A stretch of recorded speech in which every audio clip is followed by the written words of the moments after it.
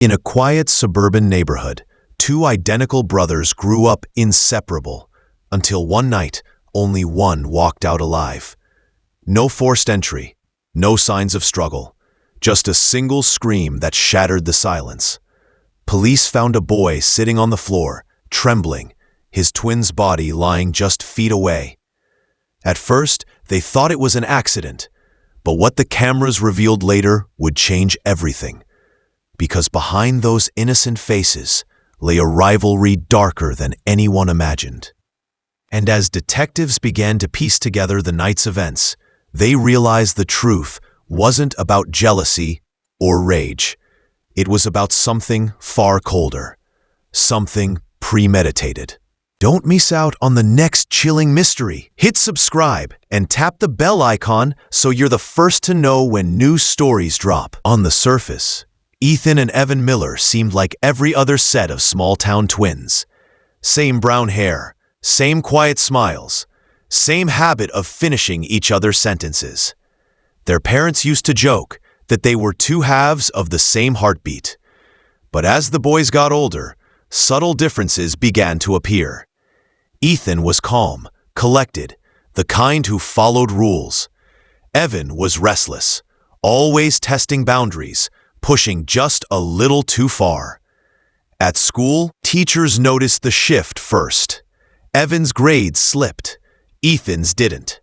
Rumors spread that one brother had begun to resent the other's perfection.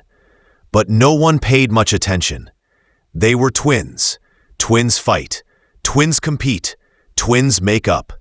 Behind closed doors, however, the tension grew thicker. Neighbors often heard shouting late at night. Their father brushed it off as teen hormones. Their mother thought it was stress from exams. Neither realized one of their sons had started documenting everything. Photos, videos, private. Journals that hinted at paranoia and fear. Weeks before the tragedy, a strange incident occurred. A security camera from a nearby gas station caught both twins arguing in the middle of the night. Only one of them seemed aware they were being filmed. Detectives would later use that footage to piece together what really happened that night. Because beneath their identical faces lay something far from mirrored. A rivalry rooted not in hate, but in obsession. One twin wanted to be the other, in every possible way. As the investigation unfolded, detectives began tracing the weeks leading up to the night everything changed. Ethan's room was clean, organized, quiet, almost sterile. Evan's, on the other hand, was chaos. Crumpled papers, broken headphones, drawings pinned to the wall that all seemed to depict the same thing. Two identical figures, one standing over the other. Hidden beneath Evan's mattress, they found a small hard drive.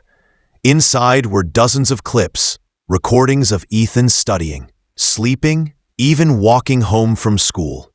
It wasn't just observation, it was obsession. Detectives noticed the footage was always filmed from afar, often in secret. Evan never appeared in the reflections, never made a sound. But in one file, something changed. The camera jolted suddenly. Ethan had spotted it. His expression, usually calm, hardened. He didn't shout, didn't panic. He just stared directly into the lens, as if he'd been expecting it. That moment became the turning point. From that day forward, both brothers began acting differently. Teachers described Ethan as distant, paranoid. He'd often ask if anyone had been following him. Evan became reclusive, absent from classes, spending hours locked in his room. When detectives pieced together the timeline, they realized something chilling. Ethan had also begun recording Evan. Two identical boys, each convinced the other was watching, manipulating, planning something terrible. Days before the murder, one of Ethan's classmates reported he'd asked a strange question. How do you know if your twin is pretending to be you? That line haunted investigators, because in the days that followed, several neighbors swore they saw Ethan leaving the house late at night. Except Ethan's phone data showed he never left. Was someone switching identities? Or had one of them begun to lose his sense of who he was? Detectives couldn't tell where the truth ended and delusion began. Both brothers' fingerprints were everywhere in the house. Both had access to the same devices, passwords, and cameras. It was as if they'd merged into one mind, one that could no longer separate reality from reflection. When police reviewed the final footage from the night of the crime, the last image sent shivers through every investigator. A figure, standing in the hallway, turns toward the camera, identical to both brothers, expression unreadable, and then static. When the psychological evaluations came back, detectives finally started connecting the impossible threads. The surviving twin, Ethan, insisted he was the real one, that the brother who died wasn't truly Evan. But something didn't add up. His fingerprints were found on both sides of the shared bedroom, on items that belonged exclusively to Evan. And more disturbing than that, the handwriting in both boys' journals was identical. Forensic specialists dug deeper into the hard drive. Among hundreds of recordings, they discovered a folder labeled Version 2. Inside, there were edited clips, Evan's face slowly replaced by Ethan's. His voice pitch-shifted to sound like his brother's. Every file meticulously altered, as if someone had been rehearsing being the other. Detectives realized they weren't dealing with a simple sibling rivalry, but a full psychological breakdown. Experts later called it mirror identity syndrome, a rare disorder where one twin becomes convinced that their reflection, or in this case, their sibling, isn't real. Ethan had built an entire digital archive to prove his twin was an imposter wearing his face. But the more he tried to expose the lie, the deeper he fell into it, until he could no longer distinguish memory from paranoia. When police replayed the last CCTV footage, frame by frame, the reflection in the hallway mirror gave away the truth. The boy holding the camera wasn't Ethan, it was Evan. The surviving twin wasn't who everyone thought.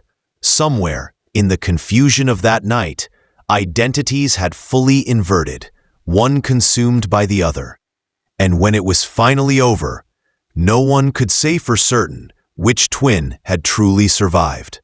The courtroom was silent as the surviving twin was led inside. He didn't cry. He didn't speak. He just stared at the seat where his brother should have been sitting, an empty space that said more than any witness ever could. Psychiatrists testified that the boy's reality had fractured long before the night of the killing. He wasn't driven by hate or anger, but by delusion, a desperate attempt to reclaim an identity he believed was stolen from him. In his mind, he hadn't killed anyone. He'd simply erased the copy. The jury couldn't decide what disturbed them more, the crime itself or the calmness with which he described it. When asked who he was, he hesitated, then said quietly, "I'm both." The verdict came down as not guilty by reason of insanity. Instead of prison, he was transferred to a psychiatric facility miles away from town. There, under constant observation, he spent his days sketching, always the same image, two identical faces slowly merging into one. Reporters flooded the story with headlines about the boy who killed his mirror. The town, once quiet, became a place haunted by whispers and questions. Parents warned their kids not to talk about the Miller twins. Teachers removed their photos from the yearbook. But those who knew the family said the real tragedy wasn't the murder. It was that no one saw it coming. Two boys, mirrors of each other, trapped in a reflection that became a prison. And by the time anyone realized what was happening, there was only one reflection left. Years have passed since that night. The night one twin's heartbeat vanished while the others kept echoing in guilt. Ethan Hayes walks free, but he's a prisoner of his own mind. Every reflection, every photograph, every birthday candle reminds him of the life he stole. He lives alone now, small town, quiet house, curtains always drawn.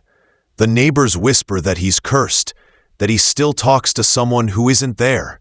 And maybe he does, because sometimes, when the lights flicker, he swears he can hear his brother's voice, laughing, taunting, asking why.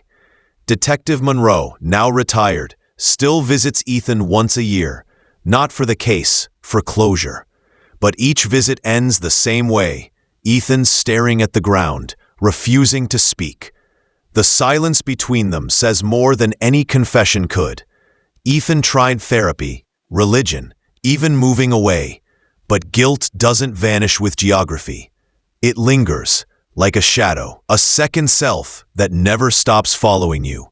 And the cruelest part, he's learned to live with it, to coexist with the ghost of his twin.